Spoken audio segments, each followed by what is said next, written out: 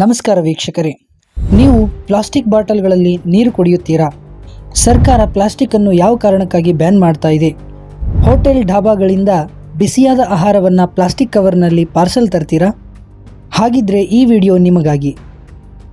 Plastic ಬಾಟಲ್ಗಳಲ್ಲಿನ ನೀರಿನ ಸೇವನೆ ಆರೋಗ್ಯಕ್ಕೆ ತುಂಬ ಹಾನಿಕರವಾದದ್ದು. ಪ್ಲಾಸ್ಟಿಕ್ ಮನುಷ್ಯನನ್ನು ಕೊಲ್ಲದೇ ಕೊಲ್ಲುವ ಒಂದು ವಿಷಕಾರಿ ವಸ್ತು. ಭಾರತೀಯ ವಿಜ್ಞಾನ ಸಂಸ್ಥೆಯ ಒಂದು ವರದಿಯ ಪ್ರಕಾರ ಯಾವ ವ್ಯಕ್ತಿಯು ತನ್ನ ಜೀವನದಲ್ಲಿ 1,000ಕ್ಕೂ ಅಧಿಕ ಬಾರಿ ಪ್ಲಾಸ್ಟಿಕ್ ಬಾಟಲ್ನಲ್ಲಿ ನೀರು ಕುಡಿಯುತ್ತಾನೋ ಆತನಿಗೆ ಕ್ಯಾನ್ಸರ್ ಬರುವ ಸಂಭವ ಹೆಚ್ಚಾಗಿರುತ್ತದೆ. ಇನ್ನು ಹೋಟೆಲ್ನ ಆಹಾರ ಪದಾರ್ಥಗಳ ಪಾರ್ಸೆಲ್ ವಿಚಾರಕ್ಕೆ ಬಂದರೆ, ಅಲ್ಲೆಲ್ಲ ಬಳಕೆಯಾಗುವ ಯೂಸ್ ಆ್ಯಂಡ್ ಥ್ರೋ ಅಥವಾ ಬಳಸಿ ಬಿಸಾಡಬಹುದಾದ ಚಮಚ, ತಟ್ಟೆ, ಗ್ಲಾಸ್, ಪ್ಯಾಕಿಂಗ್ ಬಾಕ್ಸ್ ಇವುಗಳೆಲ್ಲ ಪ್ಲಾಸ್ಟಿಕ್ ವಸ್ತುಗಳಾಗಿರುತ್ತವೆ.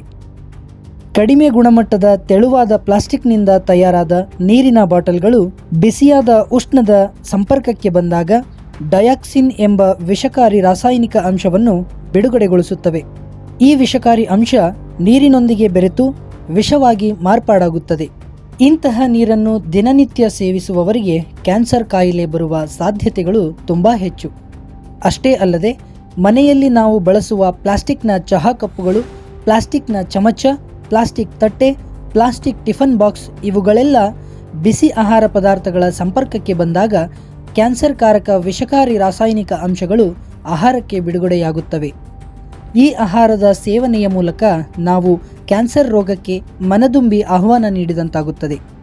ಅನಿವಾರ್ಯತೆಯ ಸಂದರ್ಭದಲ್ಲಿ ಪ್ಲಾಸ್ಟಿಕ್ ಬಳಕೆ ಸೂಕ್ತ. ಪಾರ್ಸಲ್ ಆಹಾರದಿಂದ ಏನಾಗುತ್ತದೆ? ವೀಕ್ಷಕರೇ, ಹೋಟೆಲ್ ಡಾಬಾಗಳಿಂದ ಸಾಂಬಾರ್, ಚಟ್ನಿ, ಇತರೆ ಆಹಾರ ಪದಾರ್ಥಗಳನ್ನು ಪ್ಲಾಸ್ಟಿಕ್ ಕವರ್ನಲ್ಲಿ ಕಟ್ಟಿಸಿಕೊಂಡು ತರುವುದು ಕ್ಯಾನ್ಸರ್ ರೋಗವನ್ನು ಹಂತ ಹಂತವಾಗಿ ಮನೆಗೆ ತಂದಂತೆ. ಆಹಾರದ ಪಾರ್ಸೆಲ್ಗಾಗಿ ಬಳಸಲಾಗುವ ತೆಳುವಾದ ಪ್ಲಾಸ್ಟಿಕ್ ಕವರ್ಗಳಲ್ಲಿ ಬಿಸಿಯಾದ ಆಹಾರ ಪದಾರ್ಥವನ್ನು ಹಾಕಿ ಕಟ್ಟಿದಾಗ ಹೈಡ್ರೋಕಾರ್ಬನ್ ಎಂಬ ಪ್ಲಾಸ್ಟಿಕ್ನ ವಿಷಪೂರಿತ ಅಂಶ ಆಹಾರಕ್ಕೆ ಬಿಡುಗಡೆಯಾಗುತ್ತದೆ.